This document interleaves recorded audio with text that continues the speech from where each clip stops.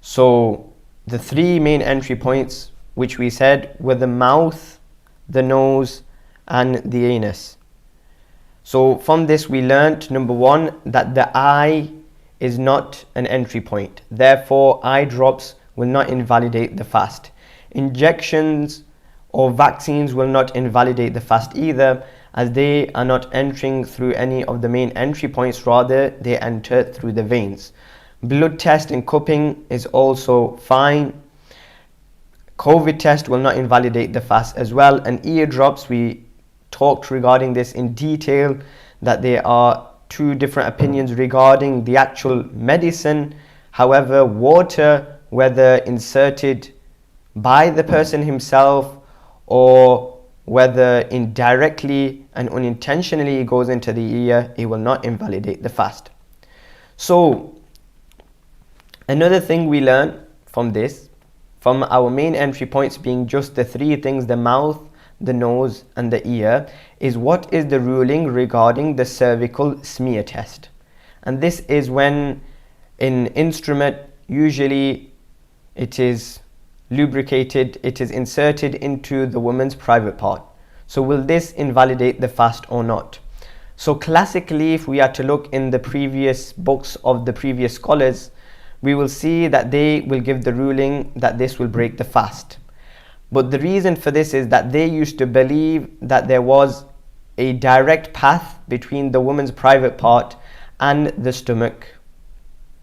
However, modern research has shown that there is no such entry point between the woman's private part and the stomach. So the fast will not be invalidated. However, just as yesterday we mentioned regarding the eardrops, there is still some scholars who believe, despite this modern research, they are still of the opinion that a cervical smear test will break the fast. So therefore, we should try and have such appointments after Ramadan. Number 2, waking up in the state of janabat.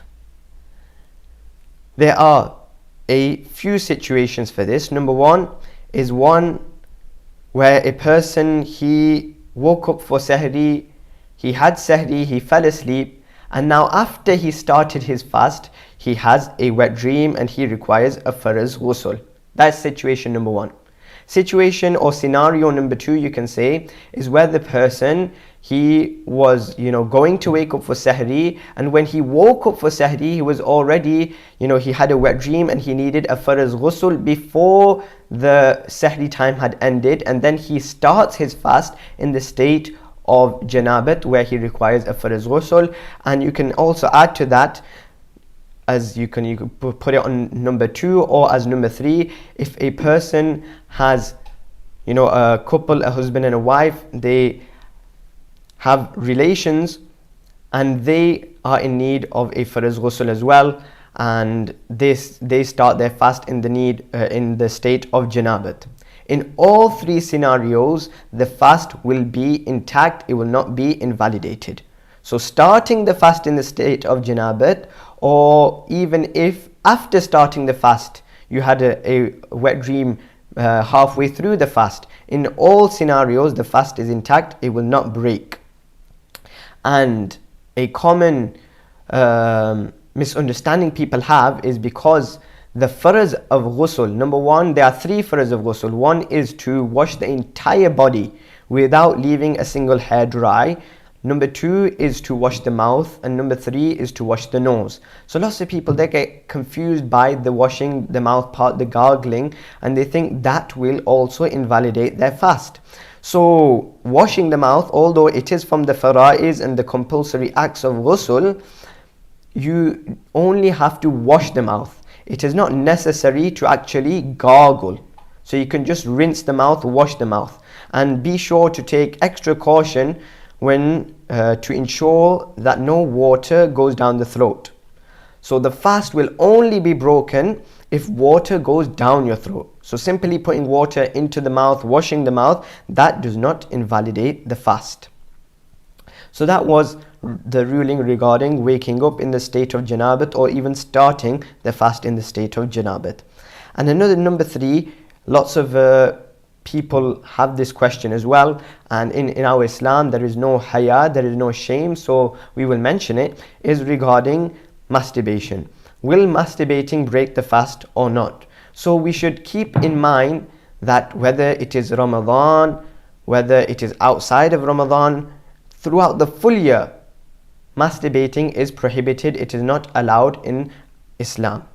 So we should refrain from such acts. We should take measures where we cure ourselves from such illnesses.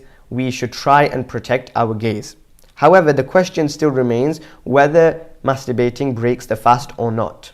So the ruling is that masturbating will break the fast. It will invalidate the fast, and qada will be necessary, meaning you will have to make up that fast. However, kafara will not be necessary, and we'll talk a little about kafara later. But if you can just keep the ruling in mind, is that yes, the fast will be broken and you'll have to redo the fast. However, kafara will not be necessary. So now, later on we will talk about a few more things that do not invalidate the fast, but the only reason I mentioned these now were because of the relation between the 3 entry points. So now we remember the 3 entry points being the mouth, the nose and the anus. Now, mufsidat as-sawm, which things invalidate the fast? So we should remember that there are 2 types. Some types require qada only. So if you break your fast, all you have to do is just make that fast up again later on. And there are some where if you break the fast in a manner, then qada will also be necessary. You will have to make up the fast, but at the same time kafara will also be necessary, expiation. And what exactly is the kafara? We will talk about this later on, but for now, just briefly mentioning it, it is keeping 60 fasts consecutively. So if a person breaks the fast in a manner which kafara is necessary, then he will also have to make that fast up later, and at the same time he will have to do kafara as well.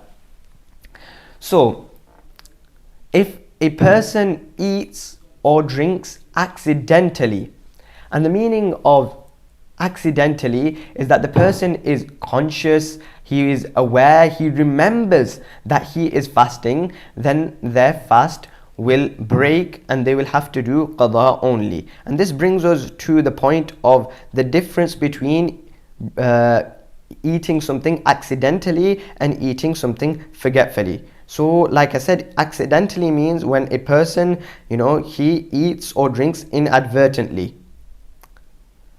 And an example of this could be you are doing, like we just mentioned regarding the ghusl, you are doing kulli. You are rinsing your mouth and you are aware, rinsing your mouth and you are aware you are fasting, and you accidentally swallow some water.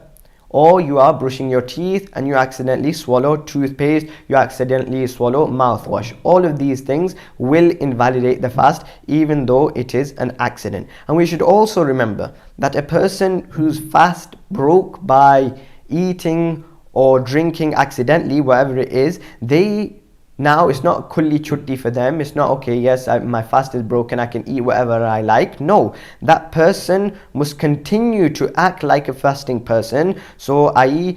they are not allowed to eat or drink even though their fast is broken. They must continue to resemble those people who are fasting. So that was eating accidentally. And eating forgetfully. Forgetfully would mean that you eat or drink intentionally, but in the state of not remembering that you are even fasting. So this usually happens towards the start of Ramadan, when we are still in our normal routines, and the first thing we do when we wake up is maybe get a cup of coffee, or we have to have breakfast first. And part of that routine, we wake up and we've had some toast, we've had some eggs, and then we remember, oh my word, we look at the calendar, today is Ramadan, I should have been fasting. So that is forgetfully. So the ruling of this is eating forgetfully whilst not even remembering you are fasting. It will not invalidate the fast. The fast will remain intact. And Hazrat Abu Hurairah radiallahu anhu reports that the Prophet sallallahu alaihi wasallam said, "Man nasiya wa huwa sa'imun fa akala aw shariba falyutimma sawmahu فإنما أطعمه الله وسقاه أو كما قال عليه الصلاة والسلام. Hazrat Abu Hurairah radiallahu anhu reported that Prophet sallallahu alaihi wasallam said that if anybody eats forgetfully whilst he is fasting, and he eats or he drinks forgetfully, he should complete his fast. For it is Allah subhanahu wa ta'ala who has fed him and given him drink.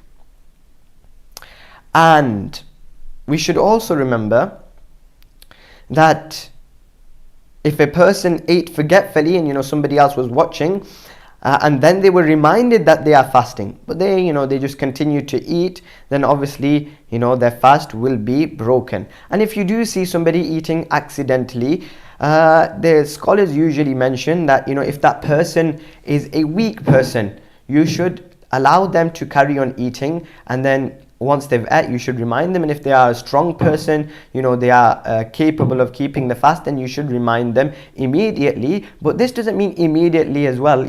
If the person is midway through a bite, he has some stuff in his mouth, it wouldn't be ideal for you to remind him at that time, because he's going to have to spit everything out. So just wait for him to maybe finish that morsel and then remind him, aren't you fasting today? So that is the ruling regarding eating forgetfully. So eating forgetfully will not break the fast, and eating accidentally will break the fast.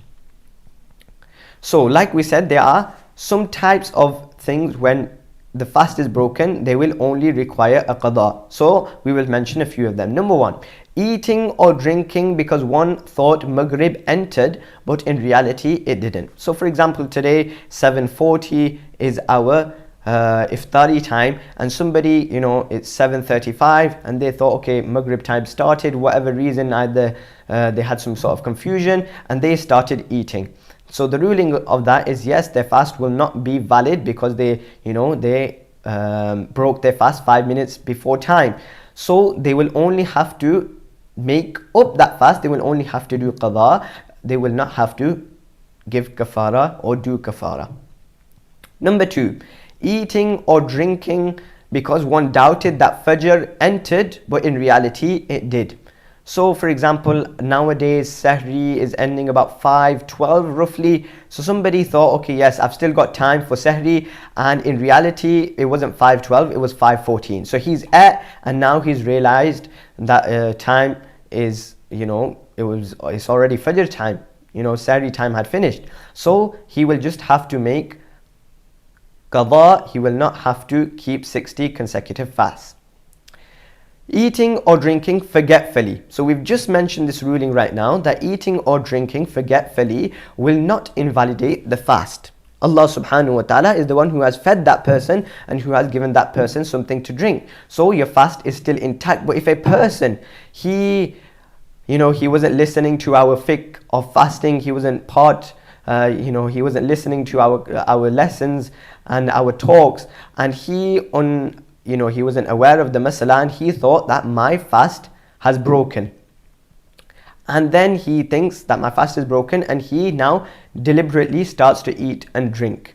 So the ruling is that now his fast will be broken because he has deliberately ate and drank. However, only qada will be necessary. He will only have to make up that fast. He will not have to keep or give or do kafara.